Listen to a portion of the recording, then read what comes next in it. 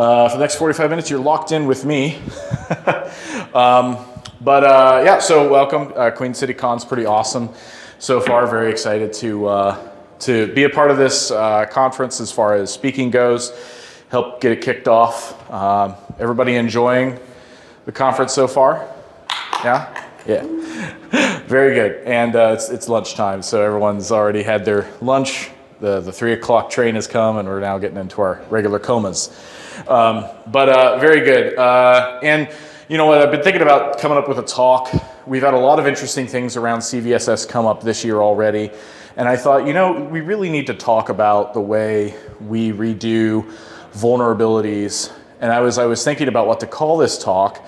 I kept thinking about how I'm frustrated when I go to try to communicate someone the importance of patching a medium vulnerability.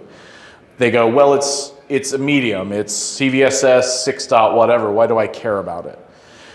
And that was 6.4 4 years ago. But things change. And I said, well, things change. And unfortunately, this doesn't. And then I was like, it's kind of like styrofoam in a landfill. The score never changes, but you have to keep updating your context. You have to keep updating the way you look at it. And I just thought, we really need to have a talk about this. And with CVSS 4.0 coming out, there's a lot of interesting things in it. And if you were in the talk with Justin Hall earlier today, you saw him go through in detail what CVSS is for. It has a lot of good things. I even changed some of my slides based on it because there were a few explanations I didn't get the first time. So that was really good. But who am I? I'm Oddjob, also known as the artist known as Jack Hatwick in your programs. But that's not my real name you'll find on the internet. You can find my other talks by searching that. But Oddjob, I've been a hacker for 11 years. Going to things like DerbyCon, DEF CON, and other hacker conferences really got me started. But I always wanted to be in IT, I always wanted to be in information security. And even since grade 8, I already knew that if people I'm talking with and helping with their silly little computer programs at the age of 12, and they own these companies in my local city, and they're bigwigs, I'm like, oh wow, someone needs to teach these people how to use technology. Even when I was just a kid helping them with their computer, I'm like, I bet you big companies have the same problem. So I was like, I always wanted to do that. I always wanted to be that person. And I didn't know you could be a hacker too. So I was like, oh wow, you could actually be one of those things? Awesome. So then I wanted to be a hacker. And then I was like, oh, and there's CISOs. There's people who talk about security issues with companies all the time. And I'm like, great, there's a place for me. So I'm a hacker. I'm also the host of Glass of Zero J. Like, comment, subscribe, ring that bell. I'm on TikTok, I'm on YouTube. It's basically just me. This will be posted to there, but it's just me talking about security issues, current events, some of the SEC stuff that's going on. I have a pretty long video and I have a follow-up to it coming up. But anyway, and I'm also a senior director of detect and response. So that's what actually pays me. They're not paying me to be here. That's why I don't have a real name up. Being a senior director of detect and response, bit my career here. So it's really an honor to be up here. And I brew mead. So if anyone wants to know how to make the bee behind taste good to your belly and also make you feel funny things, I'll be happy to share with you my not so secret secrets. Just a little agenda today to keep us on track. We're going to talk about what CVSS is, a bit of its history, a little bit of going back and dusting off the tomes because we've forgotten not only its history, but what we've done to it. And we have done nasty things to it. The problem with CVSS, a new way to prioritize vulnerabilities. And you can buy tools to do it that way, but you can also do it without fancy tools. But those fancy tools do a lot of other cool things that aren't necessarily just about prioritizing your vulns. This is just about that scope of how to prioritize vulns better than CVSS.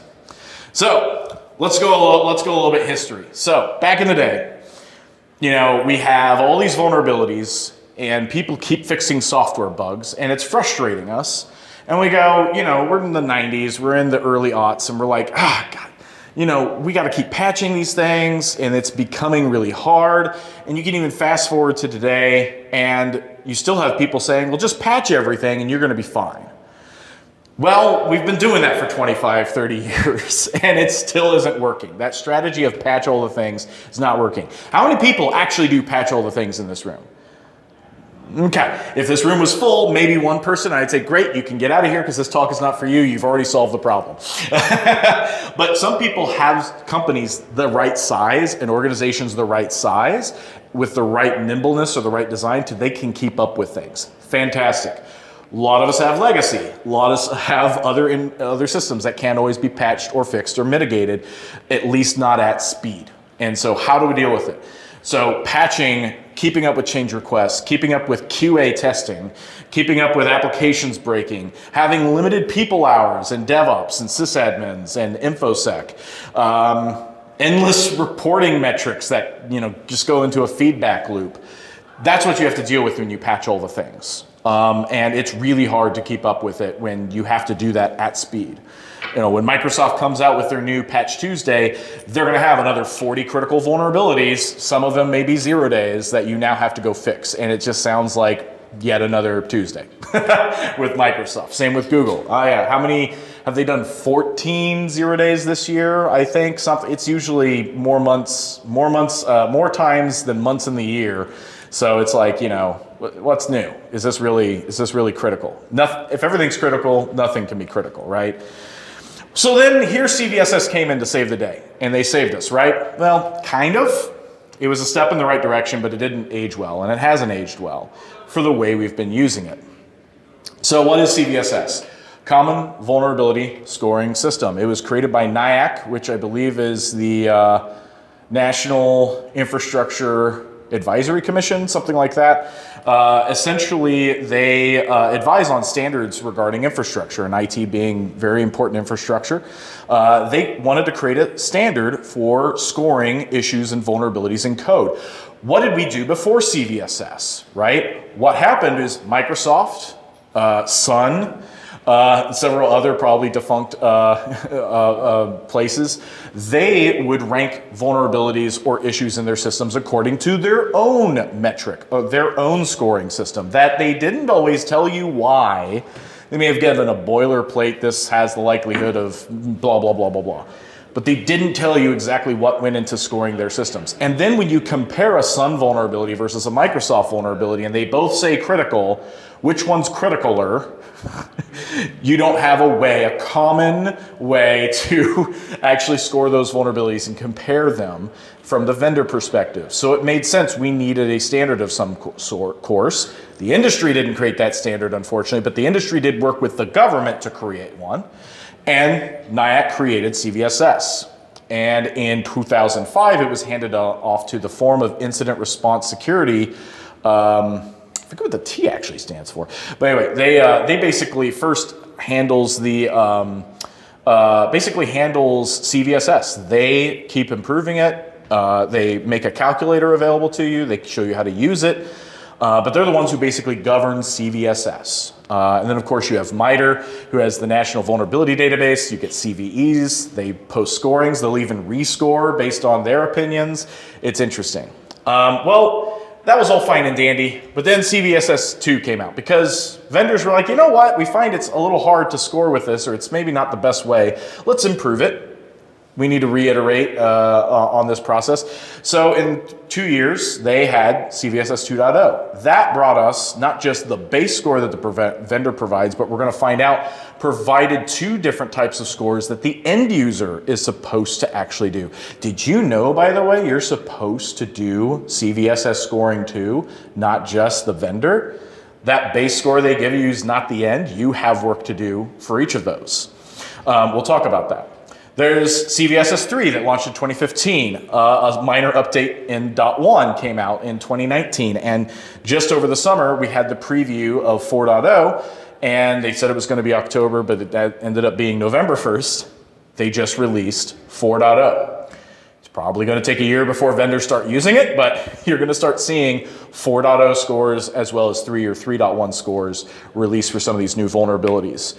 And how does it work? So how do you score a vulnerability? How do vendors go out and score their vulnerabilities? There are 3 scores you have on a CVE in the CVSS. You have a base score.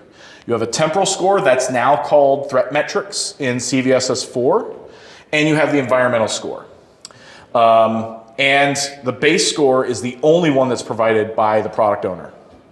So this is Microsoft, this is Sun, this is Google, this is Cisco that give the base score. Now they're looking at various characteristics. They're looking at access vector. They're looking at access complexity. Some of that's opinion-based. That's very subjective, right? Authentication, confidentiality, integrity, availability. Is authentication even needed to exploit this vulnerability? Is this an attack against the confidentiality of the system, the integrity, the availability? Because you may care more or less about that. That may, for some systems that are built for confidentiality, that's going to be a higher concern and give you a higher score on that. But if your system's not really built to store confidential data, you might rank it lower because you shouldn't be putting confidential data in this software, maybe. User interaction. Does it require any user action? Can a user be on coffee break and this thing happen? Does it require the user to just browse to a website and all of a sudden a malvertisement pops them? Does it require them clicking the UAC prompt to say, yeah, sure, Java can make changes to my computer? That's a higher level of interaction. So as you can see, they go through and they look at various things that would need to happen in their software, requirements from the user, requirements from them, to determine how risky, or maybe risky is not the right word, but how much of a threat to their software. Remember, the context is from their software, the way they think it's implemented. How much of a compromise to this system is it? That's great. So you can come out with a 10. That's the highest score. It's most critical to that system. But it's not necessarily a 10 in your environment. So this is where you get temporal score, or what's called threat metrics. So in threat metrics, in CVSS 4, exploitability is the only thing that's counted. If you go back to 3, you also have report confidence and remediation level. Remediation, is there a patch available? Is there a workaround available? Maybe it's a configuration change. Maybe there's nothing available right now. Maybe they're just saying, hey, there's something here, take that off the internet. That's the workaround, just don't use it right now because you're gonna get owned. So that might help you score what type of response level you need to give to fix this. So you might say, if there's no fix available, well, we may need to call this, more urgent because we're gonna have to take other actions than just running a patch or a quick configuration modification. But then exploitability. So does this even have an exploit available? Most vulnerabilities we're gonna find don't have exploits available to them right now today. And as we're gonna find out, a lot of them never do. In a year, they'll never have it. But exploitability, it doesn't have proof of concept. Is it an unproven exploit? Is it a well-known published exploit? And I think they even have one more level above that, which is kind of like, it's script kiddie easy. It's out there, it's in malware, it's really well weaponized and automated by now. Someone can just pick it up off the shelf, point it at someone and shoot. They don't have to do a lot of customization. Environmental score. Now this is where it starts pertaining to your environment, right? So collateral damage potential, target distribution. Maybe it's something on server 2016. So where do you have server 2016 in your environment? So that's part of the distribution. The impact subscore modifier. Did we just step into Dungeons and Dragons? Because this sounds like we're building a character sheet now. Like, my bard wants to sing at you, I shall roll for charisma check, What's my charisma modifier? But your impact subscore modifier is based on the security requirements of the systems that are vulnerable. Are they a system that is used for confidential information? Does the integrity of that system matter to you? Does the availability of that system matter to you? If it's a DDoS vulnerability and you don't care about the availability of this system, you can live without it for 2 weeks. Some people can. I've seen AD servers that have gone down for like a month and no one noticed. It depends on your environment, right? Even a DDoS attack, you may not care on that system. So it just meant collateral damage. Okay, you have that system, but if that system gets taken out, what does that system serve? Is it being served, does it serve data to other systems? Does it back-end other systems? Are there other dependencies involved here? Or is it a worm to where it could, Eternal Blue, where we can just, once we get on here, we can go further into the environment, and now we have access everywhere. So what is all that? By the way, these last two things here, you have to do. And you can change a 10 all the way down to something like a 6.8, which is a medium. And you could take a 7.5 and raise it up to a 9, which is a critical. That's amazing, but who has time for this? It makes sense whenever someone comes out and says, here's a 0 day you should be worried about, it's a 10. Okay, well let's rescore it. Let's figure out and let's score it. What about all the mediums in your environment? How many of those are actually critical? So CVSS came out. And what did we do? We said, well, let's patch all the CVSS criticals. Let's patch the 9 to 10s. That will keep us secure because after all, the vendor said that's a 9 to 10. It matters. It's logical. If the vendor is saying this is critical, then it's got to be something we got to fix now. And hey, it cuts down on all the work. We don't have to look at all the vulnerabilities now. Just look at the 10s. That's the lamppost that everyone's watching. You know what I'm talking about. Taking your analogy, Tim, there. And you're looking around that area, but you're not paying attention to the rest of these things that are about to get exploited in the next year. And did you ever do a temporal environmental scoring? You may find that those, again, 9s and 10s aren't actually truly 9s and 10s in your environment. And again, did you go back to your lows and mediums and highs and figure out which of those are actually critical?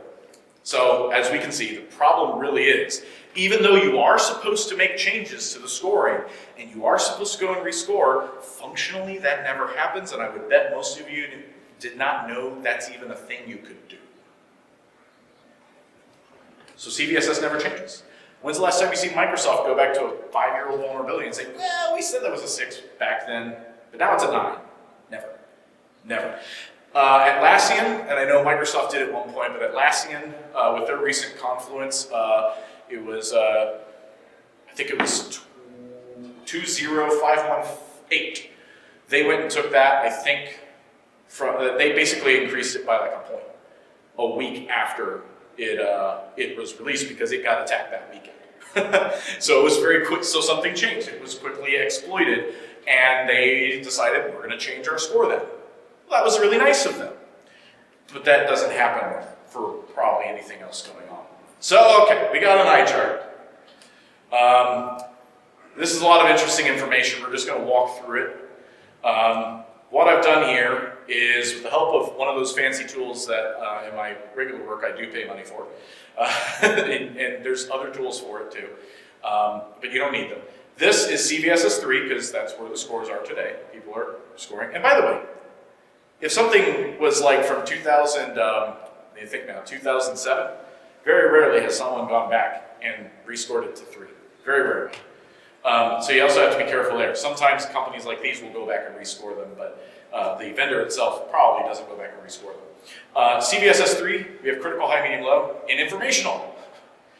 You're going to see some fun things with the informational coming up.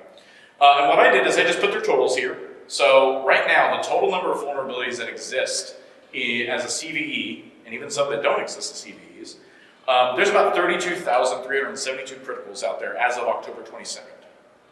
That's quite a few criticals that are out there. We've been racking up. We've been busy out there, haven't we?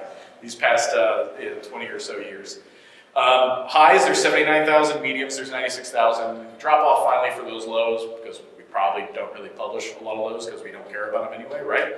And then there's some informationals. There's an informational on non-existent domain transfer, or NX domain transfer. There's a vulnerability there from like 1999. And by the way, it is exploitable, so that's the one over there in that other column. So then I went and said, well, let's see which of these actually have some known exploit with them. Let's now figure out. You're going to find that of the 32,000 criticals, only 5,200 of them roughly are even exploitable. But when I go to the highs, out of 79,000, I have 17,447 vulnerabilities that are exploitable. That's more than 3 times the amount of criticals that are exploitable. I go over to the mediums, roughly the same story. We're at 15,210. Again, more than about 3 times as many criticals. You have mediums that are exploitable. Which ones are we worried about? So, okay, great, it has an exploit, but what's it going to give me, right? It could just be a memory side channel. It could be, information exposure. Oh no, now you know what my Java error codes look like. Maybe that matters. But let's say, okay, remote code execution, privilege escalation. Only 2,350 of the criticals, according to CVSS, have remote code execution ability. That is a major drop-off of someone who can actually gain control of your system. But twice the amount in highs will actually give you the same thing. And a similar number, 3,500 in mediums.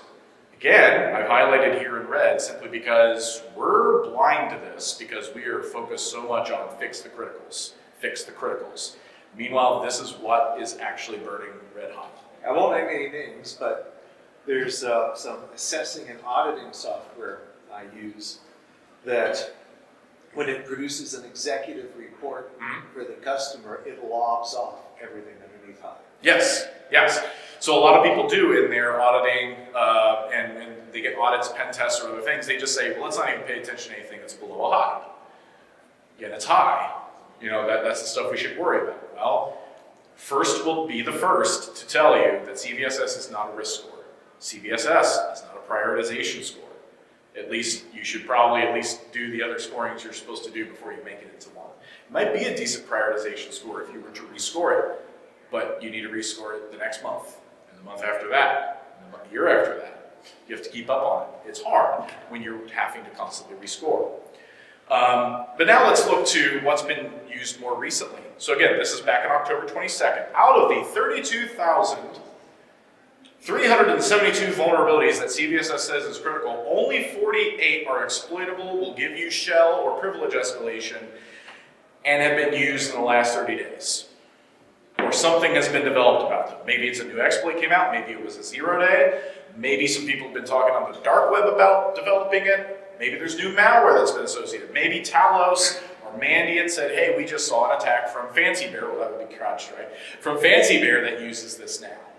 Well, we're now adding that to our recent bucket. So if I were to tell you right now, at least as of October 22nd, I would say of all the critical vulnerabilities that exist out there, you only need to worry about these 75. They're critical, high, and medium to CVSS, but they should be critical to you. And that's a little sneak peek into how I have started to look at vulnerabilities differently. So a little bit of extra information. So Carnegie Mellon, in a 2020 study, found that only 4% of CVEs get an exploit within 365 days of publish. Guess what they are? Some of them are critical, most of them are highs and mediums. So, some of the critical ones are pretty bad, but then, it's those highs and mediums that are going to get you. Public exploit code available means a higher likelihood of being used. I'm not going to go back and put on the screen, what vulnerability means, but impact times likelihood gives you vulnerability. Well, if I have no likelihood because there's no exploit available, doesn't matter if I have high impact, I've got no vulnerability. Most of the exploitable vulns, of course, are medium and high, not critical, although there's a healthy amount of them there. And think like an attacker, because we think like auditors, we think like blue teamers a lot. We think about defense, we think about making our lives easier. But what are the attackers looking at? They scan you, they figure out what vulnerabilities they have, but then they go, oh gosh, let's look at the 9s and 10s to figure out what I'm going to come at you with. No, they're going to say, which one gives me remote code execution? Which one's script kiddie easy? Which one already has malware for it? Which one already has, they're going to use that because they're trying to figure out the outcome that they want. They have an attack map in their head. I want to achieve these results. CVSS 9 and 10 does not tell me what results the attacker is going to give me, or I'm going to give the attacker. So they're thinking, what am I going to get out of this? I'm going to get shell, I can drop something, maybe laterally move, and then sell access to somebody later. They can ransomware them 2 months from now. I'm going to ransomware you now. I'm going to steal data. I'm going to find out what I can. I'm going to steal credentials. Oh, I have domain admin credentials now to this company. Have at it, people, for $500 a credit. Or I don't know what the money is. I don't know what the going rate for domain admin is these days. So there has to be a better way. And well, we've kind of already stumbled upon a better way. And it's really thinking about 3 questions. Is a vulnerability without an exploit, is that really a threat to your environment? It's a threat. I would say risk is never 0. I would say threat is never 0, truly. But it's not really a threat compared to others. How about a vulnerability that doesn't give you remote code execution or privilege escalation? is that going to be as impactful or big a threat as others? Or is it going to be, if a phone doesn't have those, is it going to be less? Now, maybe, and again, based on your situation, maybe you do have quite a few apps that you care about memory side channel attacks. Maybe you do care about DDoS. Maybe you're, critical infrastructure and you need to maintain 100% uptime or people die. Okay, maybe DDoS needs to be in that list too. So adjust for your model. This isn't a prescriptivist, you must do it this way. I just figure RCEP for the vast majority of us would be a bad day. Are vulns under recent exploit development and attacker usage more of a threat than the above factors? This now gets into our reprioritization, which we kind of already discussed in the previous one. So here's what I do.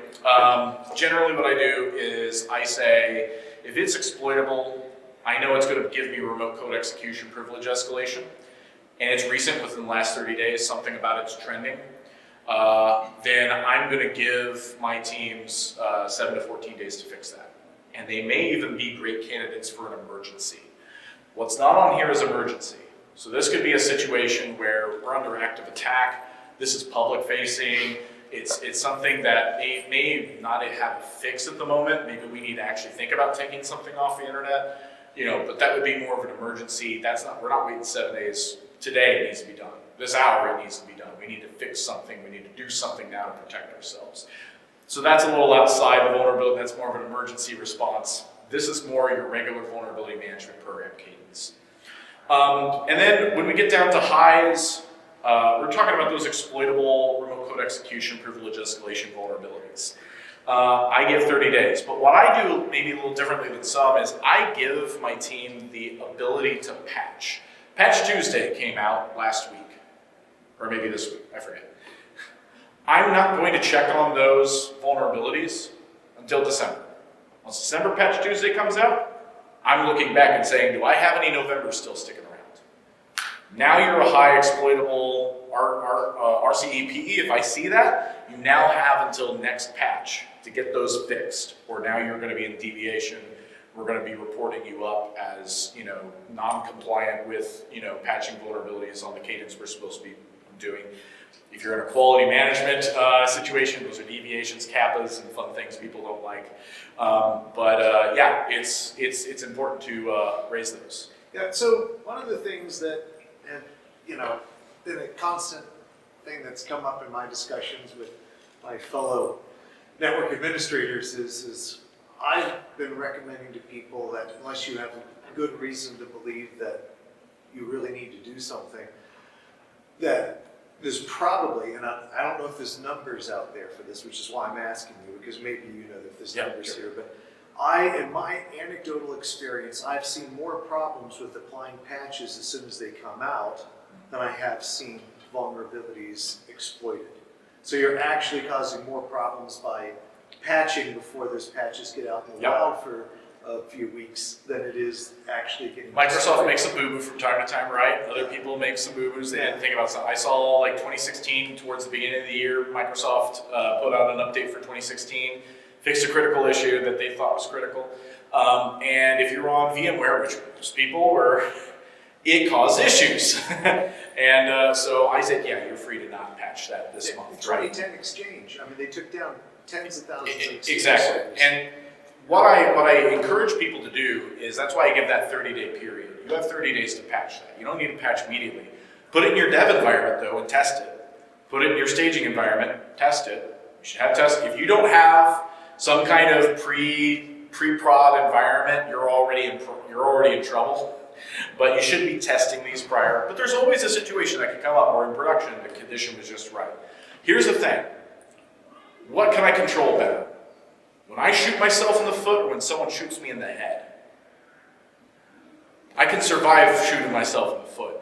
If I cause myself harm in a technical environment, I can fix it fast. I know what changes remain. I can reverse those changes. We can bring things back up. My recovery options are quicker and easier to do, and I don't have to worry about my security team thinking, oh crap, does someone have remote code into our environment? I need to actually start containing things and bringing things down and causing an even wider spread issue. I'm happy with momentary failures that then bring us back up. Of course, your environment may not tolerate momentary failures. Some medical environments and manufacturing environments may not like that so much. So there's some other strategies, but generally, yeah, I say give them 30 days to patch. Because otherwise, if you say, oh, we need to patch this in 14 days, now you're breaking patch cadence every month, so you have no patch cadence. You're just completely reactionary. Let your processes work for you. Vulnerability management is a different model than patch management. Patch management should just be a part of regular, everyday hygiene or every month hygiene that people are doing. They're looking at things as they come out and they're looking to do that. That's the patch all the things. In vulnerability management, we're looking to see when we didn't quite get everything. We missed a spot. We're maybe accepting too much risk in a certain area and now it's mounting up and we go, we need to readdress this because the risk model just changed. We have some exploitable vulnerabilities on a publicly available system. Do you really still want to accept that risk? Let's refresh that risk acceptance form. Those are opportunities.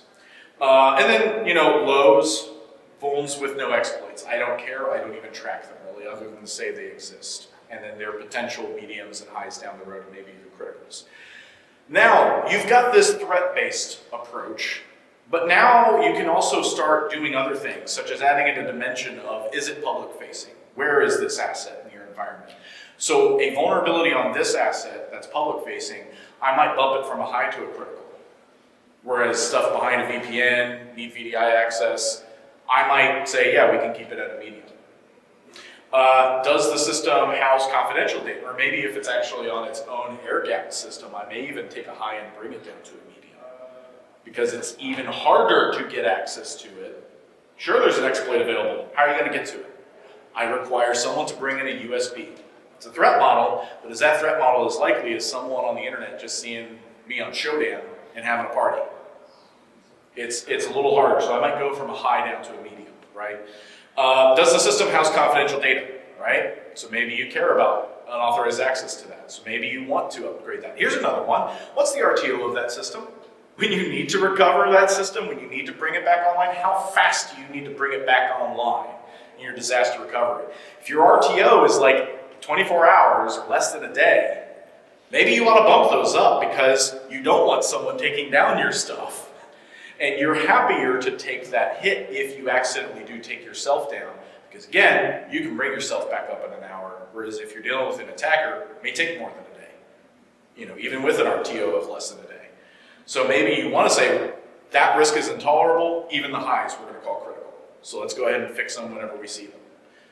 And then, again, any of these factors, you can think of other considerations and factors that you may want to just say, this is just going to this is revenue generating. We don't want that to go down. If that thing goes down, for an hour we lose $100,000, then great. You probably don't want to tolerate, even high vulnerabilities on that, according to this. All right, so let's reskew this.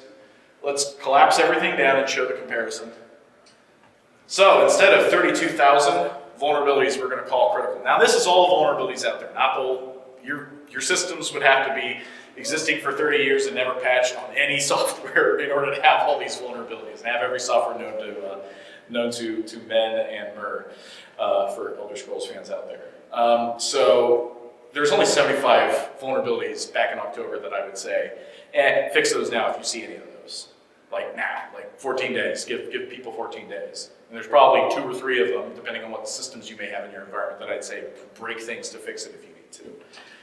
High, give them an extra 30 days. There's 10,000. And there's only 38,000 who are mediums. In the next quarter, fix it. That's a lot better than when you look over saying, oh, there's 32,000 you gotta fix really fast. There's 79,000 you gotta fix maybe in the next month, or 96,000 you have to fix in the next quarter. Funny thing, those 75 vulnerabilities, the fixes to those probably fix a lot of the highs and mediums too, and not too few of the lows. So what you've just done is you've made this more manageable to go and fix things that really matter, or really threat and are really risky to your environment, have high likelihood of being hit very soon, and you've also taken care of potential future issues that could become critical. As you start doing this, I imagine if you were to do this over a period of 3 years, you don't have too many mergers and acquisitions where you have to then have more backlogs. But I imagine over a period of 3 years, a given environment you're going to start seeing that your criticals go to dang near 0. Your highs may even go to dang near 0, and then you're really just dealing with some hot mediums. And then of course you got the lows. And then month to month, random stuff just comes up. And vulnerability that had no exploit now has a new exploit. Great. Now that gets just added to the list. Now it's one vulnerability instead of a bunch more. So again, this makes it far more manageable to take care of that backlog and all that tech debt in a more strategic and methodical way that thinks about the amount of time you actually have to work on things. You prioritize the things that matter to you. Okay, cool. So you can buy something like Kenna, you can buy something like NopSec, you can buy something like Ivanti Risk Sense where I got all this data from. Okay, cool. You don't have to have fancy tooling. Those things have integrations to Jira, Snow, a whole bunch of other things to make it easier to manage people's access into it and help do a lot of proactive monitoring, SLAs, all that stuff. That's honestly where the real value of that is. And there's turnkey value out of what we're doing here, but you can do just what we're talking about here yourself. Now, I don't have an Excel sheet for this conference ready, but you can do this in Excel. I would recommend doing it in Power BI. I plan on giving this talk at CypherCon, and I'll probably have a Power BI or some kind of Excel POC ready to go. But here's the way I think you can do this, even starting out, to convince your management, to convince people, look, let's dump CVSS. Let's look at things more like a threat actor would. So what we're going to do is we're going to look at 3 different databases. The CISA, Known Exploited Vulnerability Database. They just started that back in 2020 or 2021. And anything that they see being used out there or being exploited 0 days, or just stuff they see from their own threat intel, maybe the NSA taps them and says, hey, we know this is being used, gets added to the list. There's a lot of OT, ICS, but there's also just Windows and a lot of other common software out there. Hey, if it's an exploit DB, it's probably exploitable. It's literally a script that you can use today. And if there's a Metasploit module available for it, it's exploitable. Cool, so if it's in any of if this CVE is in any of those 3 databases, we're just going to check a box that says exploitable. We've already now moved from low to medium. I now know at least what my exploitable vulnerabilities are. All right, fine. Which one's remote code execution, privilege escalation? Well, each one of those have descriptions and other types of comments that you can use to look and filter on RCE, PE, remote code execution, arbitrary code execution, remote access, local access, different words that you might have to key in on to find where those RCE-PEs are. You can take your Qualys output, your Tenable output, your Microsoft Defender for endpoint output. You can take Titanium, anything you're using to essentially discover vulnerabilities. A lot of times in those descriptions, they also have that kind of understanding. Sometimes CVSS, they're kind enough to even say, is this remote code, or there's some indicators in the scoring matrix that you can actually determine, oh yeah, this is a remote code issue. So, there's an ability to determine, what is actually going to be RCEP. But once you figure that out, you then tick a box that says RCEP. Great, now we found our highs. Each one of those has a publish date. When was that published? When was it updated? CISA makes it super easy. They have a JSON that you can just download. You can download the whole, or you can just download the update. So you can just keep updating this list. So for a POC, I recommend just doing it in Excel once, take all your vulnerabilities, put those 3 columns in, look at those databases, pop them in there, and if you see any of those checked, yep, it's a known exploited. If you see any of the word searches match for remote code execution, privilege escalation, you got that match now. And if that publish date for that entry is in the last 30, 60, whatever you consider relevant for your environment, it's now recent. You just found your criticals. Now it works for a point in time. You can automate that for Power BI. What you can also do is maybe you've got an ISAC, like FS-ISAC or HISAC that you're a part of. They may give indicators that, hey, we just saw this used in our environments or other environments. That could give you another threat intel feed. You may have Mandiant or Talos or CrowdStrike or something else that's giving you threat intel. They also have the ability for you to make API queries to determine these things as well, and they usually have published dates or last updates, so you know how fresh that data is. So, once again, you can update those checkboxes based on your different data endpoints. That's where Power BI actually starts helping you more often, because you don't want to have to do this manually each time. But so what this basically does now is it gives you a way to say, we don't need CVSS. We now know the characteristics of our vulnerabilities. We know what matters to us. We know how recent these are being used and if they're hot right now. And these are the fires we need to put out. These are the things we need to prevent from becoming fires. And then these are the, not even smoke, these are the uncapped power outlets we're worried about our babies putting their knives or something in. And we're starting to baby-proof things when we get down to the mediums. So another interesting thing in the last 5 minutes here that someone brought up as well. I gave this talk at an ISACA meetup. And one of the things they brought up is, but let's not forget there are standards and frameworks that require you to use CVSS to assess your vulnerabilities and remediate on a certain time scale or some kind of time scale. And to that I go, yeah. Once upon a time when Cylance was coming out and several other EDR or AV replacement tools were coming out, there were a lot of frameworks also that had problems with that. There was insurance companies that had problems with that. They're like, wait, what do you mean you got rid of McAfee? What do you mean you got rid of Semantic? You're not running AV? No, we're running something more effective. We're running something that's actually going to catch more than signature-based tools will. You're catching the known bad, but there's so much that's happening up here, you're not able to catch up with it. We're able to catch this stuff, or at least a lot of it, that you can. And we can catch all this, or most of it, because even your signature tools may not work on all of the known bad. It took a while to convince them, this is okay. This is fine. We need to start having those conversations and pushbacks on auditors and say, Madam Auditor, Mr. Auditor, Venmo Auditor, let's sit down here. Let's sit down and let's walk you through our methodology. If you can explain to them how you are characterizing your criticals, high, mediums, lows, how it matters to the risk in your environment, you can put it to them in those terms, speak audit terms, they start understanding, you're essentially looking at vulnerabilities more towards your risk, your environment, your threat models. This makes sense. Do you have it in policy? Do you have something in policy that indicates the way you're characterizing vulnerabilities? And I would recommend having the option in your policy of using CVSS or this new model, so that way you have flexibility.